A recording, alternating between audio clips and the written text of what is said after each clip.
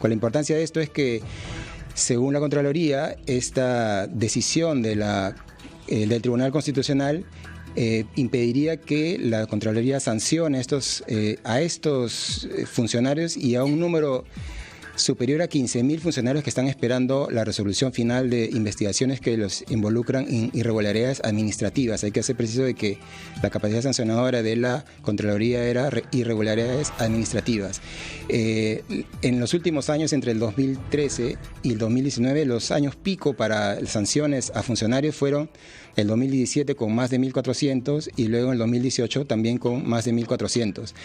Y esto se debe a que la Contraloría justamente en los últimos años hizo un reforzamiento de sus capacidades sancionadoras y en septiembre del 2016 se reformó la segunda sala del Tribunal Superior de Responsabilidades Administrativas y en el 2008 se han implementado una serie de organismos internos que aceleraban y hacían más eficaz la evaluación de estos casos. Por último, hay que decir que esta decisión podría afectar casos muy importantes como el caso Chinchero y de otras obras como la variante de Luchumayo y otras donde hay responsabilidad administrativa en funcionarios detectada por la Contraloría. De manera que es frase verdadera. Es verdadera la frase. Muchísimas gracias, David Hidalgo, por las 3 frases seleccionadas y el análisis riguroso de si son verdad, falsedad o engañosas. Muchas gracias. Buenos días, nos vemos el próximo jueves. Las 8:59, vamos a los titulares de la hora y regresamos a Ampliación de Noticias.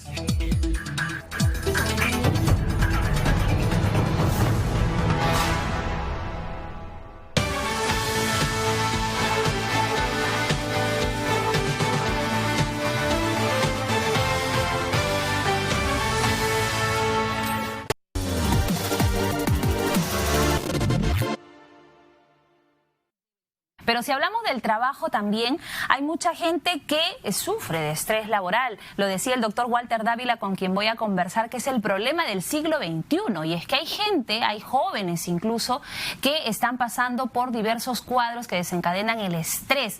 Y ojo, es importante mencionarlo, que el estrés desencadena muchas enfermedades. Ahora, ¿cómo realizar tus actividades diarias de trabajo, en la oficina, en los estudios, en la familia, sin tener que pasar por esto, por el estrés laboral? Vamos a conversar con el doctor Walter Dávila, él es psicólogo clínico, para que nos dé algunos tips interesantes y saber qué hacer, porque seguramente muchos se van a sentir identificados con eso. Gracias, Caterina, por la invitación. ¿Cómo está? El estrés laboral es un asunto que muchos atraviesan, quizás no todos lo manifiestan, pero es usual, ¿no? Claro, lo que pasa es que cuando hay mucho estrés, hay cambio a nivel psicológico, cambios físicos, biológicos y hormonales. La gente que está constantemente en estrés puede generar a largo plazo lo que se llama la depresión, la ansiedad y enfermedades psicosomáticas, por ejemplo las úlceras, la gastritis, la hipertensión, problemas a nivel vascular, cardiovascular, digestivo, a nivel de repente cognitivo. Hay gente, por ejemplo, que anda con tensión, dolor de cabeza, con migrañas, con úlceras, o sea, son problemas que causa básicamente el estrés. ¿Y el estrés qué es lo que lo genera? ¿La carga laboral, cuando no hay un orden en la agenda? O a veces hay personas que tienen un trabajo 8 horas diarias, que podrían tener el resto de las horas para hacer diversas actividades, pero se recargan de más trabajo, ya sea en casa o hacen una y otro, y a veces hay gente que conozco que tiene 2 hasta 3 trabajos. Claro. Y es demasiado. Eso depende de la persona, porque si comenzamos a ver las causas, hay personas, por ejemplo, que se estresan porque trabajan todo el día, o sea, están más de las 8 horas normales. Van a su casa y siguen trabajando. Sí, pues. Pero me dicen, doctor, no, yo no es que trabaje 8 horas, lo que pasa es que cuando voy a mi casa sigo pensando en el trabajo. Estás trabajando mentalmente. O sea, no tiene la capacidad de desconectarse. Uno tiene trabaja, claro, trabaja sus 8 horas y en la casa tenemos que entrar ya a otra forma de vida, ya ahora con mi familia, con mis amigos, con la diversión, con mis hijos. Pero hay gente que están en la casa y siguen trabajando. Eso también es un problema que a largo plazo genera lo que se llama el estrés. Hay gente, por ejemplo, que anda también trabajando de manera monótona. La monotonía también genera estrés. Por ejemplo, hay gente que anda rutinariamente haciendo siempre lo mismo. Está en el trabajo y eso también te va a sobrecargar y eso va a repercutir en el cuerpo, ya sea con transpiraciones, la taquicardia, con dolor de cabeza, sensación de mareo, inclusive con desganos, desmotivación. Otra de las causas también podría ser por acoso sexual o acoso laboral. Si yo veo que mi jefe constantemente me está acosando y yo me quedo callada o callado, entonces en el tiempo eso me genera incomodidad y producto de eso me está generando también estrés. Otra de las causas también puede ser, por ejemplo, por insatisfacción en el trabajo. Hay gente que está trabajando pero no está satisfecha, ya sea porque de repente no hay una buena relación con el cliente, o sea, con el gerente, no hay motivación, no hay una buena relación con los amigos, le hacen bullying, o de repente no lo toman en cuenta, no hay muchas motivaciones internas, motivaciones importantes que va de adentro. Entonces eso va a generar un tipo de problema tanto físico, psicológico, emocional y cardiovascular. Genial, doctor. Entonces nos estamos conectando por redes sociales para entrarnos un poquito más y tomar en cuenta esos tips. Gracias por estar aquí. Hasta otra oportunidad.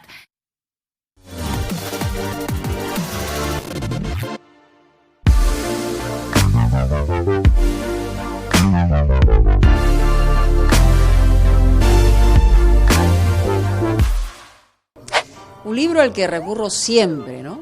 100 años de soledad, de Gabriel García Márquez. Y si ustedes quieren volver a ser niños pero aprender un montón, Mi planta de naranja lima. La lectura agrede tremendamente la ignorancia, y eso hay que lograrlo. Hay que leer, porque de lo contrario no vamos a ser libres.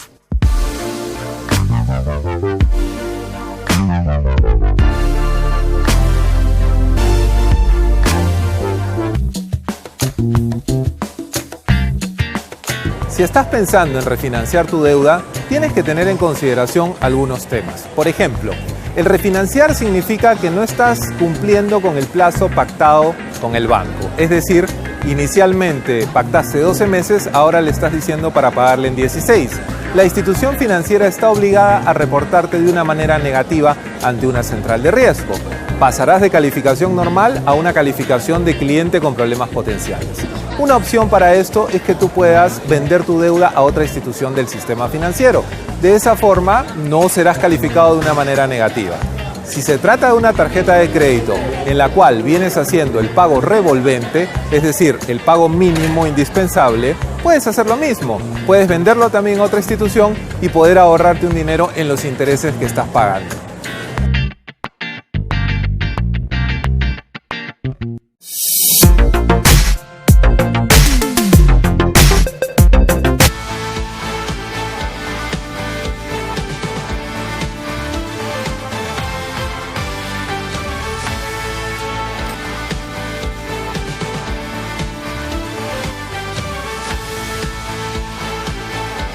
Son las 9:05 de la mañana. Uno de los campos productivos en el que el Perú está haciendo lo peor posible es la industria petrolera.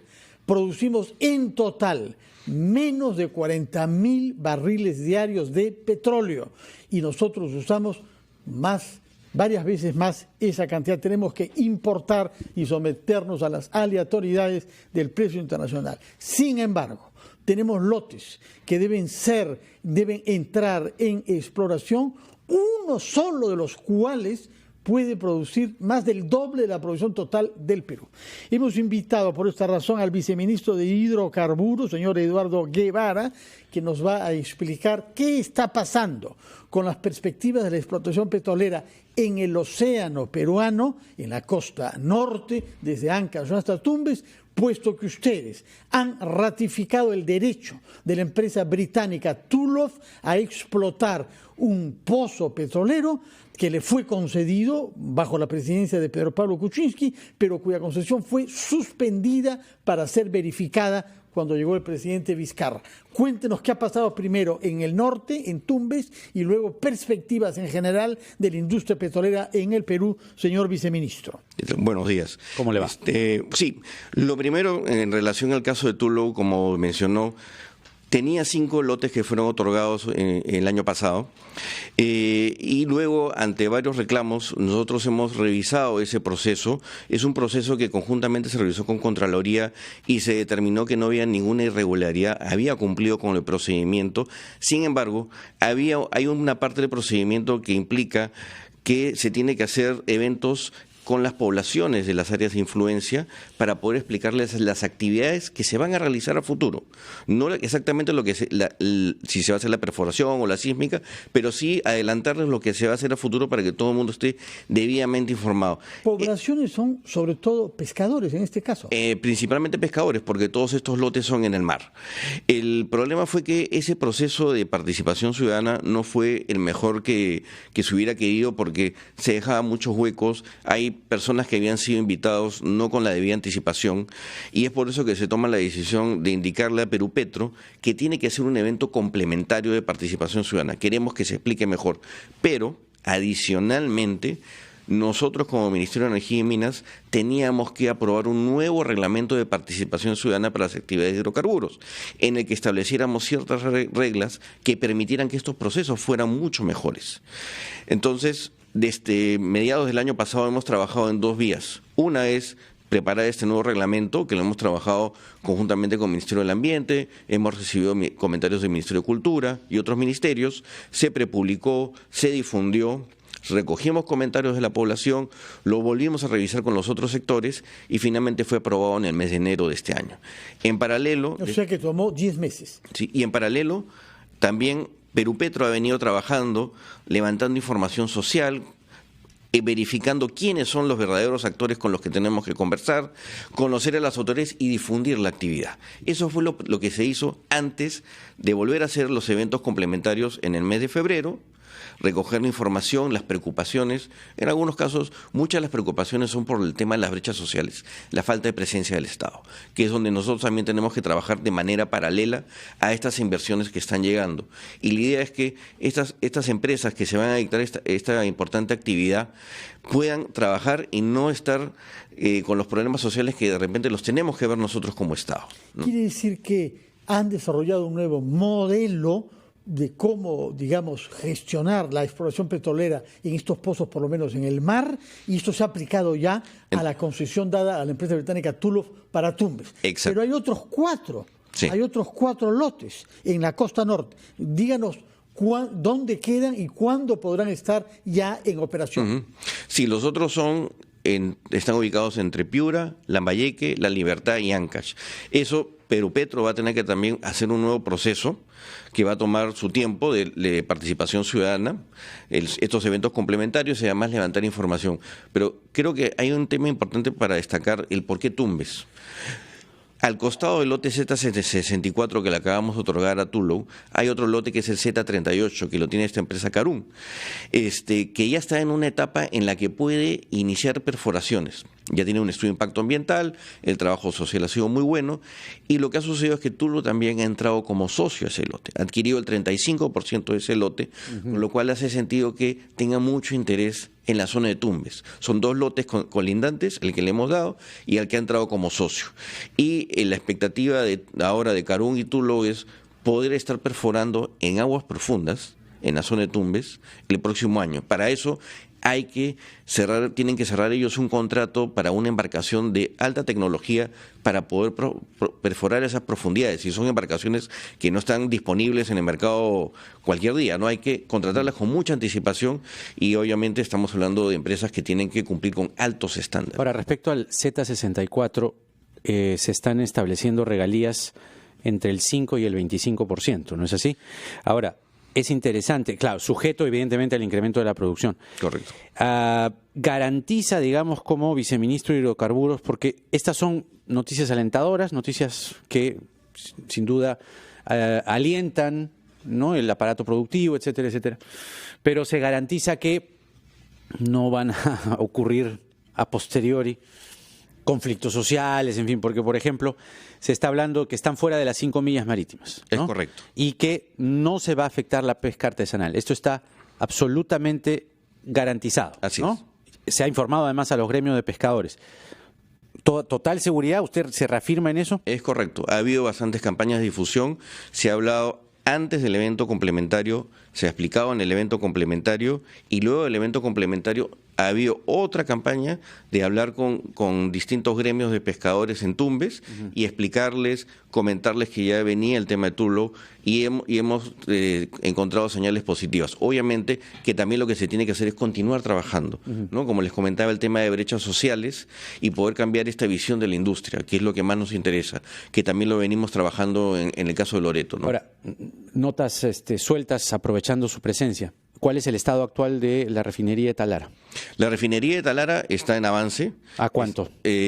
No tengo el dato exacto, pero debe estar arriba del 75% de avance, ¿no? Ese es un proyecto que estamos como, un poco para que la población lo sepa, se está avanzando en dos caminos, ¿no? Hay un proyecto que es específicamente la planta, el área de producción, y el otro es el tema de las unidades auxiliares. O sea, son dos proyectos que están manejando dos contratistas en paralelo, ¿no? Un proyecto además ciertamente criticado por algunos sobrecostos que se anunciaron inicialmente, que el propio gobierno del señor Kuczynski, cuando comienza, no pudo hacer nada porque ya los candados se habían puesto en el gobierno anterior, ¿no? Se siguen manejando los mismos sobrecostos, lamentablemente. Los mismos montos, claro. Los mismos montos, ¿no? Exacto. Regresando a Tumbes, Tumbes ha recibido bastante canon petrolero durante los últimos 10 años, ¿no? Estamos hablando de qué monto. Estamos hablando de 1.500 millones de soles. 1.500 millones de soles para una población relativamente pequeña, como la de Tumbes. Pero últimos 10 años. Sí, ¿no? Últimos 10 años, sí, pero es bastante. 1.500 millones. ¿Sabemos en qué se ha podido invertir? ¿Forma parte de lo que aquello a lo que da seguimiento el Ministerio de Energía? No, ahora estamos haciendo sí ese seguimiento. ¿Por qué? Porque lo que hemos visto, no solamente en Tumbes, sino en general, en todas las zonas donde hay actividad petrolera, es que muchas de las protestas sociales es por la falta de servicios básicos. No quiero volver al tema Loreto, perdón que salte Tumbes a Loreto porque es muy gráfico.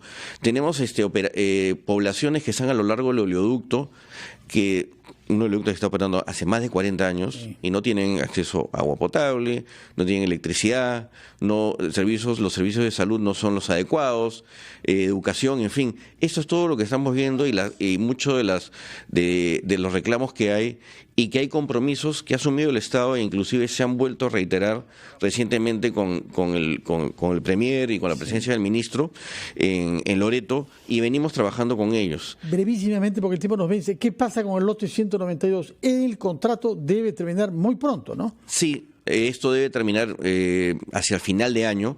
Lo que estamos trabajando actualmente es el proceso consulta previa. Se está haciendo un proceso, se va a hacer un proceso de consulta previa para el nuevo contrato de ese lote, que lo va a tomar Petroperú conforme está establecido la ley, y Petroperú va a tener que buscar un socio estratégico que permita realizar las importantes inversiones que se necesitan en ese lote.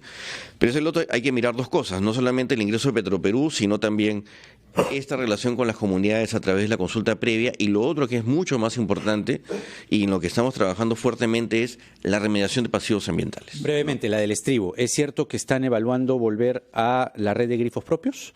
Ese es un tema interesante, está relacionado con el tema de los precios de los combustibles, que estábamos viendo varias variaciones, hay bastante discusión. Eso es un tema que se está analizando Petroperú. ¿Por qué? Porque pueden haber ventajas respecto al cómo está... ¿Cuántos grifos más o menos están pensando? Ese es un dato que queremos pedirle. Le hemos solicitado a Petroperú que nos dé cuál es la proyección que ellos estiman, porque la idea nuestra es poder tener grifos de Petroperú que nos ayuden a lograr lo que hoy día no vemos en el mercado, ¿no? Muchas gracias por su presencia, señor viceministro. Exacto. Gracias por las informaciones que nos ha dado sobre la exploración petrolera y, como ha dicho usted, la mitigación de los pasivos ambientales. Perfecto. Muy buenos días, señor Eduardo Guevara, viceministro de Hidrocarburos. Pausa y regresamos.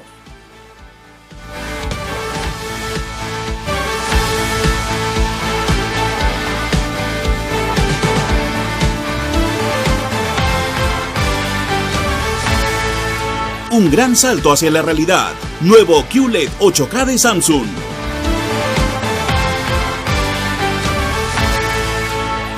A pedido del público, ampliamos hasta el 5 de mayo la exposición participativa e interactiva que te introduce a la obra magistral de Quino, El Mundo según Mafalda. Descubre esta muestra cultural que está sorprendiendo a miles de personas. Visítanos en la puerta 7 del Jockey Plaza. Compra ya tus entradas en Teleticket de Won y Metro y en boletería del evento desde 17 soles. Organiza Nardos Producciones. Si vas a solicitar un préstamo, lo importante es que lo hagas en instituciones del sistema financiero formal. Estas instituciones te dan la garantía que tú necesitas. Tengamos mucho cuidado con los prestamistas informales, con esas personas que te están ofreciendo el dinero inmediato, pero con altas tasas de interés y con otros riesgos asociados que al final nos pueden traer muchos problemas. Para conseguir una mejor tasa de interés es muy importante que identifiques los productos que tienes. Por ejemplo, la tarjeta de crédito, tu cuenta de ahorros o tu cuenta sueldo. Si tienes los 3 productos en una sola institución, vas a poder conseguir unas tasas más bajas y un interés que más te convenga. Si no los tienes, pues estás a tiempo para poder unificarlos y poder conseguir ese préstamo que tanto quieres.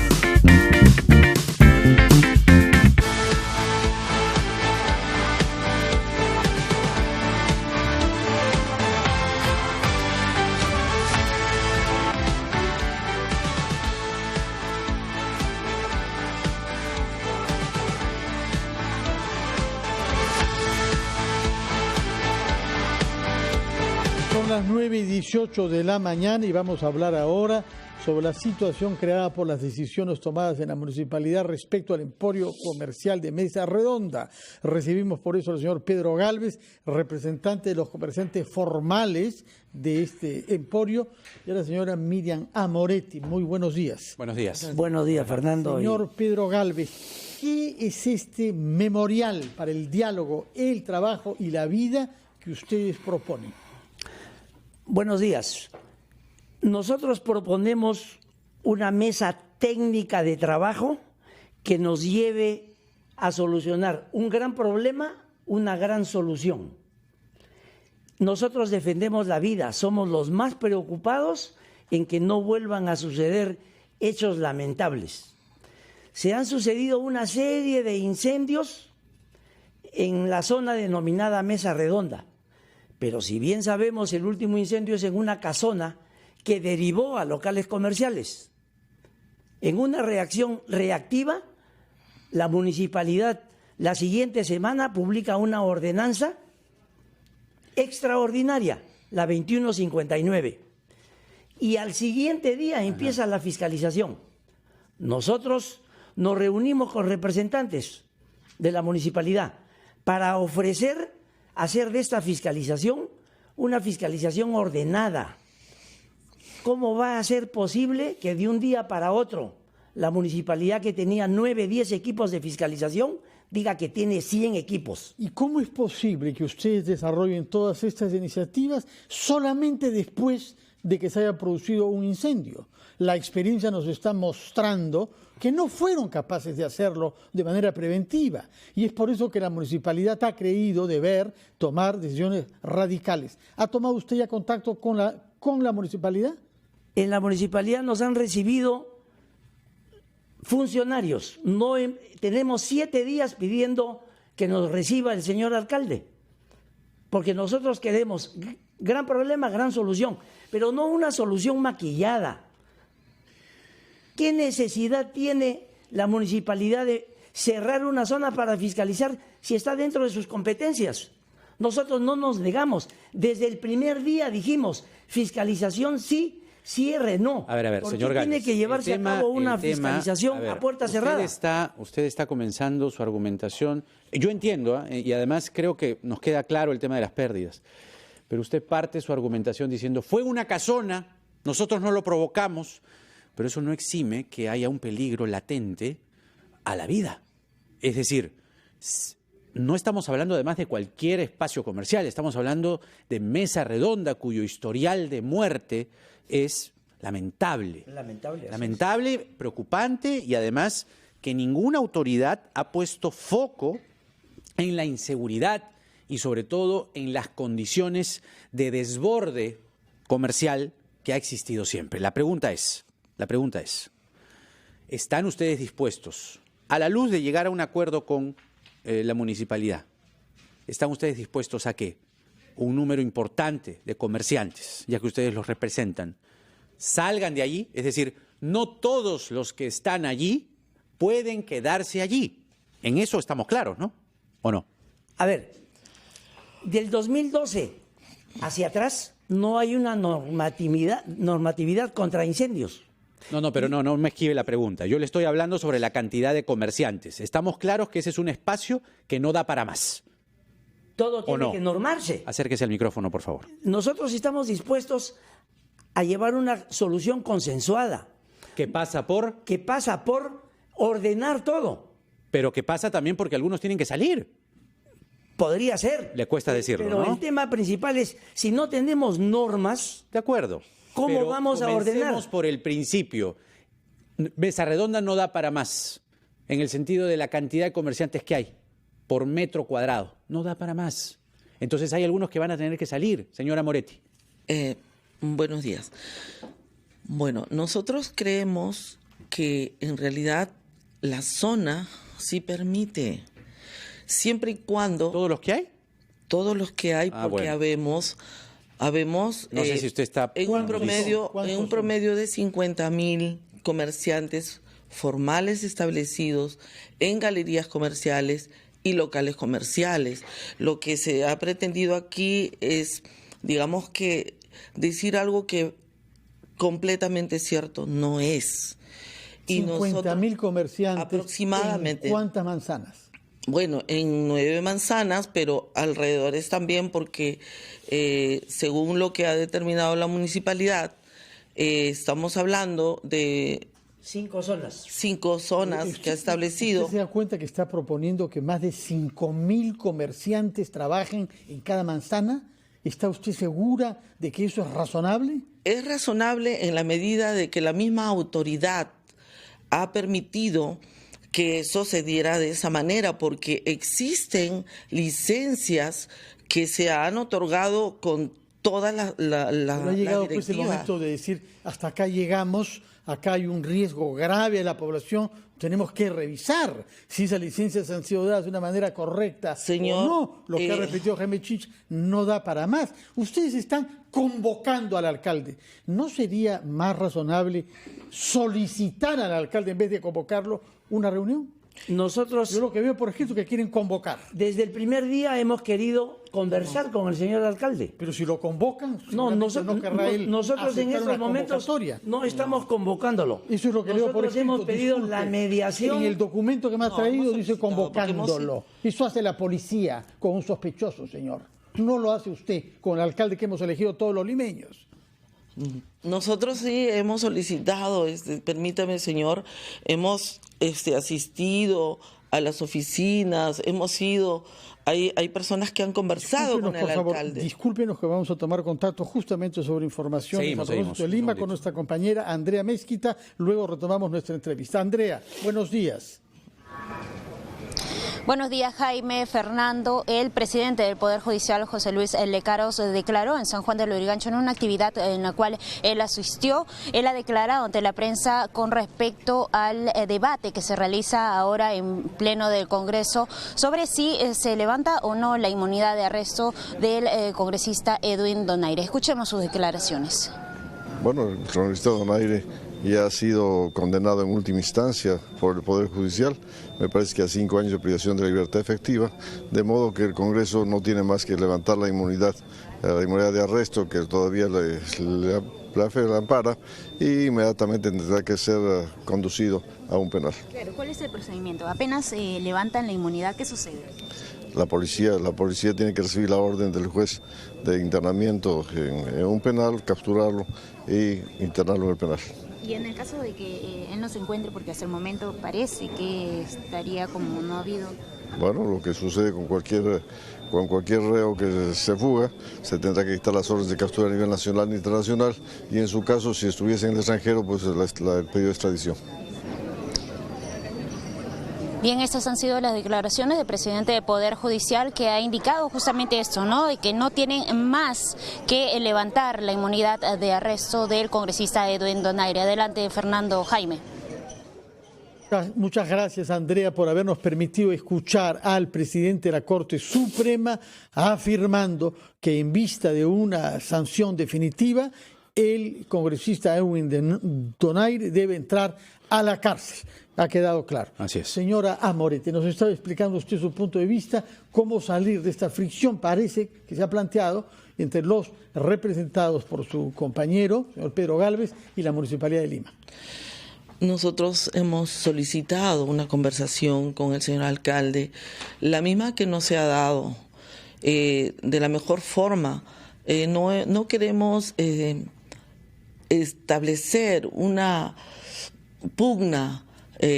Digamos que hay muchísima gente que está, digamos que muy desesperada por esta situación, y hemos tratado en todo momento de calmar para que no vaya a suscitarse otro tipo de situaciones. Lo hemos hecho hasta el día de hoy. Pero, por ejemplo, ese último incendio que se dio, no se sabe específicamente a qué se debió. Son casas, quinchas, que son como viviendas y que lamentablemente pudiera que haya sido utilizada como Moretti, almacenes. Disculpe, no, permite no solamente vamos, para no, terminar. Disculpe, solamente quiero hacer una acotación, discúlpeme, porque además estamos con el tiempo. Acá estamos hablando, yo entiendo la desesperación de ustedes. Estamos hablando de responsabilidades. No, pero estamos hablando del problema de Mesa Redonda. Son 20 millones de dólares diarios que están perdiendo en grueso, ¿no? Y eso lo entendemos. Pero a gran problema, gran solución. Pero por eso, a gran solución, el derecho a la vida. Así es. Porque, señor Chincha. Un segundo, déjeme terminar. ¿Cuántas personas son, cuántos comerciantes son en total? Usted dijo 50.000, ¿no? Aproximadamente. ¿Cuántos visitantes son al día? En época normal entre 200 y 300.000. En ese espacio no entra la gente, por el amor de Dios, es que porque no son solo los comerciantes. No, ¿cómo que no? A Mesa Redonda le denominan solamente por una pequeña calle. Ese nombre le dieron desde hace muchos años atrás. Pero esto abarca desde Grau. 9 manzanas. No, esto abarca desde Grau hasta Amazonas. 9 manzanas son las que la municipalidad cierra para negociar con la municipalidad de Lima y con la gente. La señora Miriam Moretti que salir. ¿Dónde ve la solución usted, señora, que haga compatible esta desesperación de la que ha dado testimonio usted, comerciantes que no tienen ingresos y tienen gastos, y el deber de la municipalidad de priorizar, como le ha dicho Jaime Chincha, la vida? Estamos totalmente de acuerdo. Siempre hemos sido fiscalizados, señor Carvalho. Eso no se puede decir que no. La autoridad es la responsable de fiscalizarnos y nosotros abrimos todas las puertas para que se haga. ¿Por qué tiene que hacerse de esta manera tan radical? ¿Por qué se tiene que cerrar calles? ¿Por qué solamente en privado? ¿Por qué no permite que la prensa ingrese cuando están fiscalizando? ¿Cómo se va a determinar si el aforo es correcto o no es correcto? Pero eso en particular y en lo normal. Pero hablamos de una campaña del Día de la Madre. Yo hablo en representación de muchas mujeres luchadoras, emprendedoras, que hemos salido de nuestras provincias, porque soy provinciana con mucho orgullo, y desde mi juventud he luchado para que este mercado, que ya tiene más de 30 años, sea el que ahora es, pero queremos que sea moderno. Queremos presentar un proyecto, un plan. ¿Ya lo tienen elaborado? Se está elaborando, señor Carvalho. Muy bien. Pero por eso, solo para terminar, pasa por la idea, señora Moretti, entiendo perfectamente lo que usted está diciendo. Creo que nadie puede negarse a comprender esa situación, pero también hay que comprender que los espacios no pueden estar así de desbordados. Cualquiera que recuerda exactamente hace pocos días cuando estaba Mesa Redonda operando, la cantidad de comerciantes formales, informales, ambulantes, estibadores, clientes, es una barbaridad.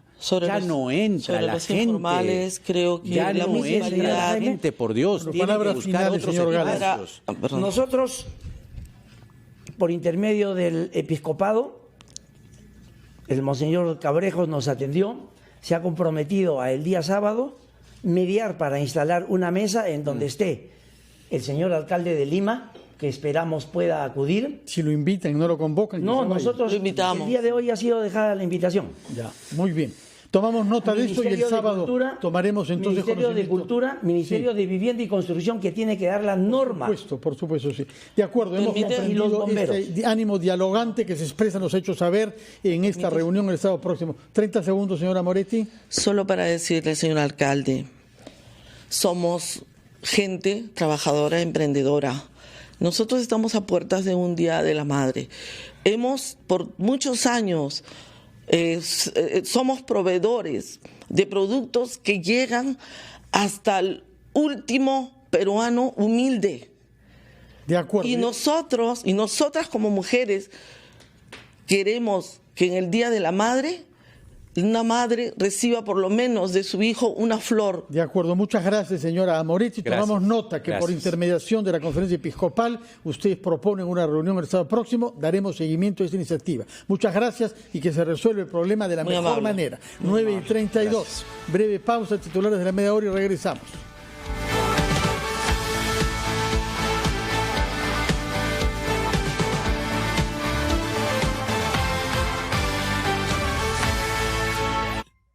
El Perú viene creciendo durante años.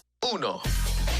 El Pleno del Congreso debate hoy el levantamiento de la inmunidad parlamentaria para el congresista Edwin Donaire para que cumpla la sentencia a 5 años de prisión por el caso Gasolinazo. 2. Hoy se reanuda la audiencia para evaluar pedido de prisión preventiva contra el exministro Enrique Cornejo, que es investigado por el caso Metro de Lima. 3. Tras 18 años de estar congelado, el sueldo de los jubilados de la ley 19.990 subirá 85 soles. Pasa de 415 a 500 soles mensuales. 4. Allanan y roban la casa de Leopoldo López en Caracas. Lilian Tintori, esposa del opositor venezolano, dijo que el dictador Nicolás Maduro mandó a unos ladrones a entrar a su casa. 5. Y el Barcelona de España le ganó 3-0 al Liverpool de Inglaterra, partido de ida por una de las semifinales de la Liga de Campeones. ¡Qué buen café de noticias! El consumo se desvía y Donaire regulariza. Muy buenos días. Pleno del Congreso de la República acaba de iniciar esta sesión en donde el primer tema de agenda es debatir si se levanta o no la inmunidad parlamentaria y de arresto del congresista Edwin Donaire, de acuerdo a la recomendación que hiciera la Comisión de Levantamiento de Inmunidad Parlamentaria. Ha tomado la palabra en este momento el abogado del congresista Donaire. Él no se encuentra aquí en el hemiciclo, solo ha venido su abogado, el doctor Julio Salomé, a quien sí le ha dado la palabra por alrededor de 45 minutos para presentar la defensa del congresista Donaire y luego pasar al debate. Escuchemos brevemente al abogado del congresista Edwin Donaire. No lo aclara. Y entonces, ¿por qué esto es importante, señores de la representación nacional? La siguiente diapositiva, por favor. Porque voy a explicarlo en 4 palabras cómo funciona el delito de peculado, que se le acusa y por el cual ha sido condenado el señor Donaire.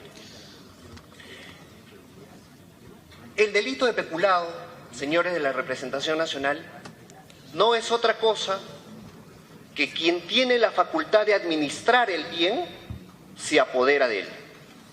Quien tiene la facultad legal de tener el bien y de administrarlo para el Estado, se apropia de él o deja que otro se apropie. Entonces, en el peculado, el corazón, la médula central, es que existe una competencia de que el funcionario pueda disponer del bien. Si el funcionario no dispone del bien jurídicamente, es otro delito, se está cometiendo apropiación ilícita, hurto, etc. Pero en el peculado se le recrimina porque él, teniendo la competencia funcional sobre el bien, se lo apropia o deja que se apropie. ¿Y por qué esto es importante, señores de la representación nacional? La diapositiva 10, por favor. Porque veamos, entonces volvamos a la estructura de la imputación.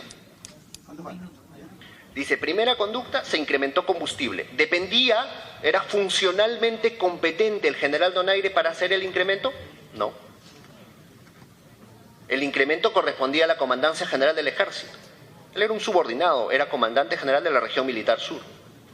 No disponía ningún reglamento, ninguna ley, la directiva 005-2005, que es el corazón de que es la médula central de esta discusión, porque rige el procedimiento para la entrega de combustible, no dice nada de que el comandante general de alguna región disponga del combustible. Quien asigna es el comandante general del ejército. Entonces, por ahí no hay función del congresista Donaire, del general Donaire en aquel momento. ¿Él autoriza el consumo de combustible? No. Nuevamente, quien autoriza es el alto mando. Y entonces la propia imputación dice que la autorización llega a Petroperú y de ahí se desvía. Y entonces mi pregunta, señora de la representación nacional, es ¿en qué momento el general Donaire toma la administración si es que de Petroperú, o sea, de Lima, llega a Petroperú moyendo y de ahí se desvía? De ahí el combustible se desaparece. Entonces, ¿en qué momento Donaire toma función? ¿En qué momento toma competencia? Por eso es que la propia acusación dice, es que Donaire regulariza. Ok, pero eso no forma parte de la administración. Por eso que la propia sentencia de la Corte Suprema refiere que Donaire habría realizado en el peor de los casos actos de ocultamiento, pero que constituirá otra conducta, pero no peculado. ¿Y cuál es el otro esquema? El otro esquema es peor. La siguiente diapositiva, por favor. El siguiente esquema, que ya habíamos conversado sobre ellos, ya había expuesto sobre ellos, señores de la representación nacional, es que... 9:38, vamos al Congreso de la República, donde sea nuestro compañero Mariano Calvera. Mariano, buenos días.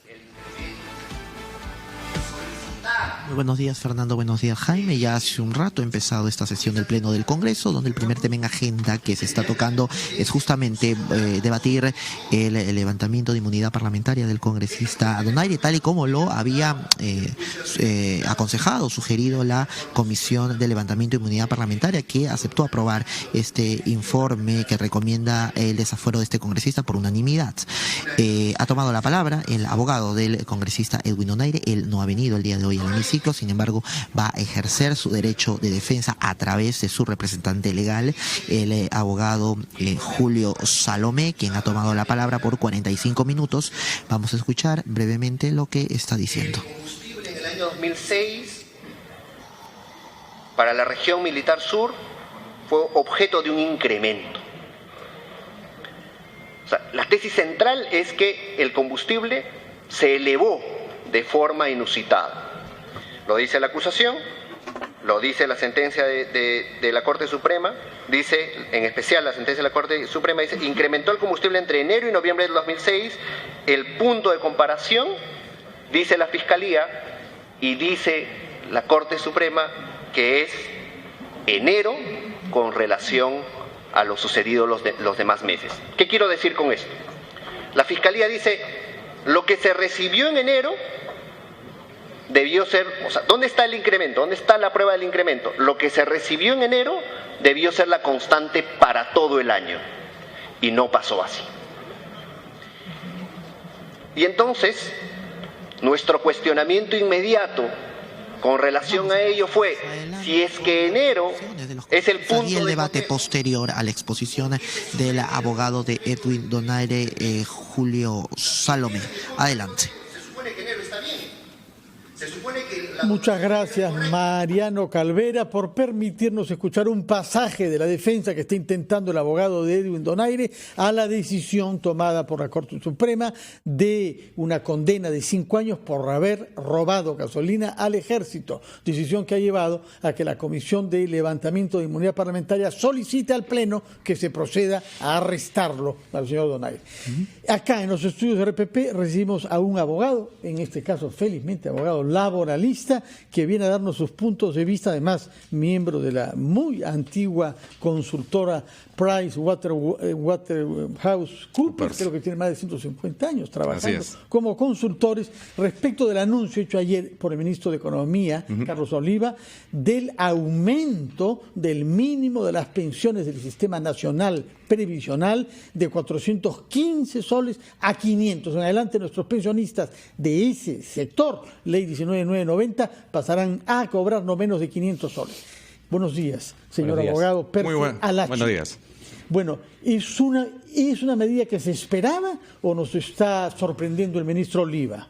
Era una medida que sí se esperaba, no una medida de incremento, ¿no?, para actualizar estas pensiones que hace 18 años no se actualizan, algo bastante crítico y que ha causado pues que muchos pensionistas estén en una situación precaria en cuanto a sus pensiones, ¿no? Es curioso porque nuestra Constitución habla que tiene que las pensiones reajustarse periódicamente y esto no ha sucedido en 18 años. Ahora, no es la solución al problema este aumento, porque el problema es neurálgico, es central, ¿no? Hay que hacer toda una reforma del sistema de pensiones, ¿no? Para que las pensiones se vayan actualizando, para que tengan rentabilidad, para que realmente cubran las necesidades de los pensionistas, que es atender el costo de vida, ¿no? Dos cosas ahí. Sí. Primero, ¿cuánto nos está costando esta reforma? Digo nos porque sale de las arcas del Estado, que entre otras fuentes de abastecimiento están nuestros impuestos. Y lo segundo es, la ONP es un organismo, es ya conocido esto, quebrado hace muchos años. De hecho, está todavía ahí, sin ingresar al Consejo de Ministros aún, la propuesta de un proyecto para crear una AFP estatal, con lo cual el dinero que entra a la ONP no sería un dinero dormido, que entra a una lata oxidada, que simplemente un pozo oxidado que simplemente se reparte, va y viene, sino que podría tener cierta capacidad de autogenerarse y de invertirse eventualmente. ¿Cuál es su opinión sobre esto? O sea, ¿cuánto estamos perdiendo y si esta AFP estatal podría ser la solución? Sí, el ministro Oliva anunció ayer que esto le está costando al Estado mensualmente 14.5 millones y anualmente un costo de 175 millones, ¿no? ¿Qué quiere decir? Que existe una transferencia, una partida presupuestaria del ministerio hacia la ONP para que pueda cumplir con estos aumentos. Ahora, es importante que los televidentes conozcan en qué rango van los aumentos, ¿no? Los oyentes también. Sí. La primera situación es el caso de las personas que perciben 415, que es la pensión mínima. Así es. ¿Sí? Ya. El gobierno ha dispuesto un aumento de 85 soles, con lo cual sería un monto total de 500 soles. Primera situación. La segunda situación es aquellas personas que reciben la pensión máxima, que la pensión máxima hace 18 años es de 857.36. Ellos van a tener un aumento de 35 soles, con lo cual el monto total es de 893. Ahora, que haya durado 18 años, esto también duele un poco, ¿no? Sin duda, ¿no? O sea, nuestros jubilados, realmente la quinta rueda del coche, ¿no? Sí. Por eso incidía en lo de la AFP estatal. ¿Es una buena idea? No precisamente. ¿Por qué? Porque el sistema de seguridad social, ¿no? Parte por, digamos, es un derecho de todo ciudadano, de toda persona, ¿no? El Estado tiene que tener una AFP o una entidad de seguridad social.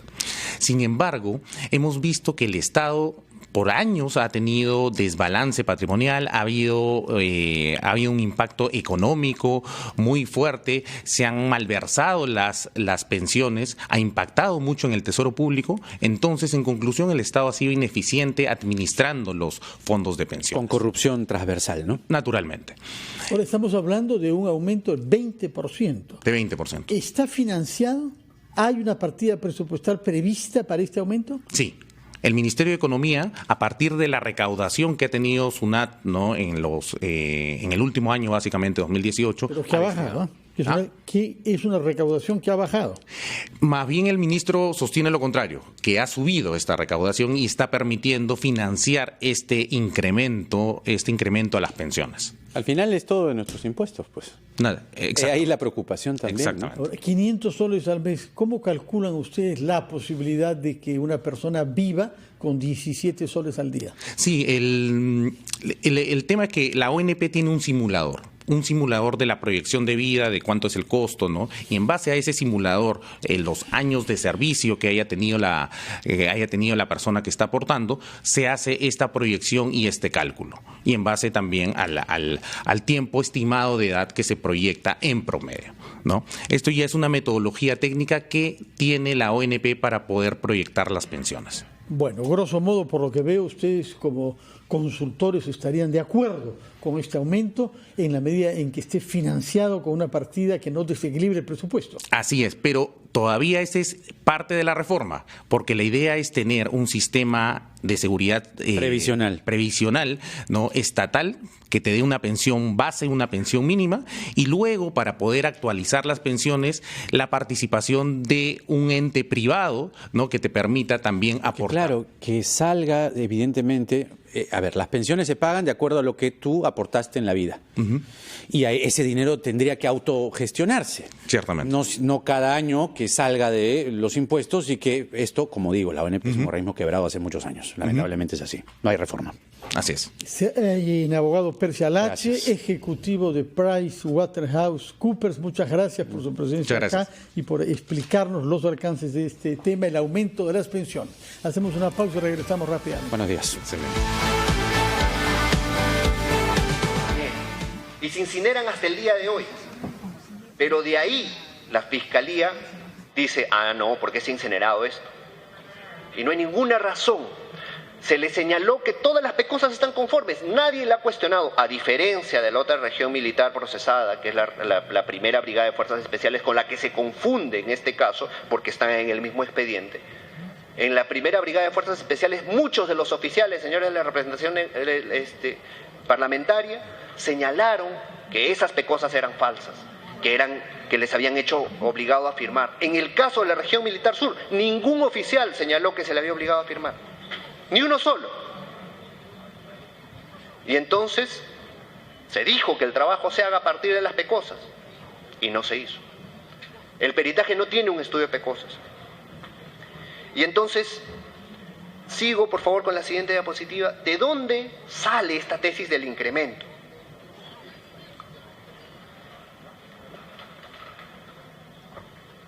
El único documento que habla de incremento es un informe de la Contraloría General de la República. ¿Y qué dice este informe? Dice, conforme a la directiva, se remite a la directiva de dotación de combustible, lo que se tenía en enero debía mantenerse fijo para todo el año. Ok, vamos entonces a la directiva. Y ahí está, señores de la representación nacional, en la diapositiva número 17. La directiva, voy a citar primero literalmente lo que dice el informe. El informe de la Contraloría, que es la única prueba del incremento, dice, la dotación del mes de enero debía permanecer constante para todo el 2006, conforme al numeral 5.d.2 de la directiva 005-2005. ¿Y qué dice esta directiva? En ese artículo dice, las regiones militares en la primera quincena de diciembre, 2005 en todo caso, remitirán a la DILOGE, al órgano administrativo para dotar combustible, el pedido de carburantes para funcionamiento del mes de enero, la que servirá de base, no tope, para la asignación de combustible.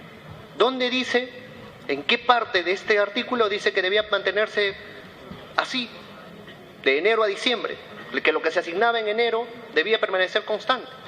No dice en ninguna parte. Pero no solamente eso, señores de la representación nacional, no solamente no dice, sino que además señala que debe ser la base, el mínimo. Y no solamente eso, la Contraloría llega a otra conclusión.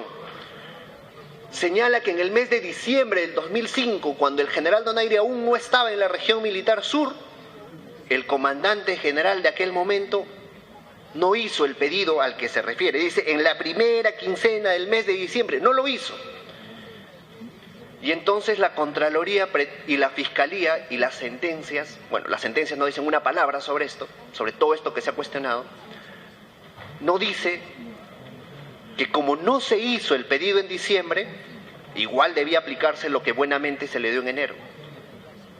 Porque aquí ha declarado un general que se llama Ruiz Benítez. ¿Y qué dice él? Que era el jefe del CINTE.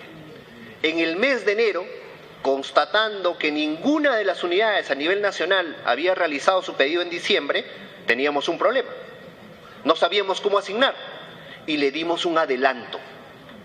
Un adelanto para que se vayan moviendo mientras arreglábamos nuestro presupuesto y sabíamos cuánto le íbamos a asignar para todo el año. Y le dimos un adelanto. Ese adelanto, que no está dentro de este artículo, es el que se pretende hacer valer. Es el que pretenden que sea la base. Y no solamente eso, el artículo dice será la base.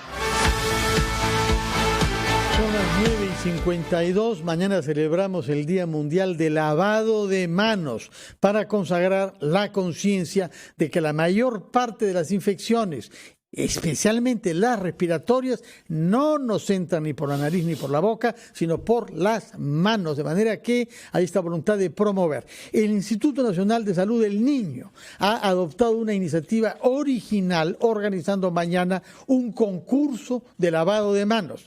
Por eso hablamos con el doctor Carlos Santillán Salas, coordinador técnico de epidemiología de este instituto. Doctor Santillán, buenos días. Muy buenos días, Fernando. Muy buenos días a Jaime. Buenos días, doctor. ¿Cómo está? Buenos días a toda la audiencia de RPP. Cuéntenos, por favor, en qué consiste este concurso de lavado de manos que ustedes, como autoridad médica, promueven. Bueno, estamos nosotros haciendo el premio a la excelencia en innovación en higiene de manos, donde cada uno de los 16 servicios del Instituto Nacional de Salud del Niño de San Borja nos muestran a un jurado externo que incluye representantes de la Organización Panamericana de la Salud, a representantes de la Dirigima Centro y a representantes de la CDC Perú, ¿no?, para mostrarnos todas las actividades a lo largo del año que han realizado en aras de celebrar el 5 de mayo el Día Mundial de la Higiene de Manos. Cuéntenos algunos ejemplos, por favor, de lo que usted llama innovación en el lavado de manos. Uno de los ejemplos de innovación que estamos viendo en la actividad en cada uno de los servicios, ellos llevan un registro de todo el consumo de cada uno de los dispensadores de alcohol gel, de cada uno de los dispensadores de jabón. Ellos hacen videos educativos originales involucrando a la población hospitalaria, que son los pacientes y sus padres, para motivar a los médicos a que se higienicen la mano cuando atiendan a los pacientes. Ahora, doctor Santillán, sin duda saludamos un concurso de lavado de manos, pero nosotros que nos hemos criado con la mamá y las abuelas que nos inculcaron y todos los días nos repetían: lávate las manos a la mañana, lávate las manos a la tarde, lávate las manos a la noche. Digamos que estamos llegando a este momento en el que haya un concurso de lavado de manos porque se está perdiendo en casa, o ya se perdió en casa parcialmente, quiero pensar, esta costumbre sana de decir: hijito, lávate las manos antes de hacer cualquier contacto mano-boca. Bueno, la costumbre todavía sigue siendo, de repente un poquito menos, tal vez. Un poquito menos. Pero en nuestra institución, cualquier institución de salud, es política de las instituciones de salud y está normado por el Ministerio para disminuir las infecciones asociadas a la atención de salud que ocasionan gravísimos incrementos en los costos de la recuperación de los pacientes, que el personal de salud se higienice las manos. Nosotros en el instituto, gracias a una política establecida inicialmente por la doctora Zulema Tomás y continuada el día de hoy por el doctor Ricardo Sofi, hemos logrado incrementar nuestras tasas de adherencia inicialmente basales del 30% a duplicadas al 60%. Muy buena noticia. Una pequeña pregunta rápidamente, por favor. Dígame. ¿Debe ser considerada todavía una buena costumbre dar la mano cuando vemos a nuestros colegas, compañeros de trabajo, etcétera, que bajan del metropolitano o peor aún, de los microbuses? Bueno, la parte social nos obliga a darle la mano como una señal de cortesía, pero afortunadamente ya contamos desde hace un tiempo esta parte con más infraestructura para poder higienizarnos la mano de una forma más frecuente y disminuir la... Claro, le das la mano y de ahí te lavas la mano al toque nomás. Bueno, doctor Santillán, no le puedo dar la mano a usted porque no está físicamente presente, si no, lo haría. Muchísimas gracias por esta información y mucho éxito mañana, doctor, en el Día Mundial de Lavado de Manos. 9:56, terminamos, Jaime, nuestro programa. Terminamos y se quedan con el chef Gastón Acurio y su receta diaria. Fernando. Vamos a ver cuál será hoy. ¿Qué sorpresa nos traerá? Buen provecho y buenos días. Buenos días.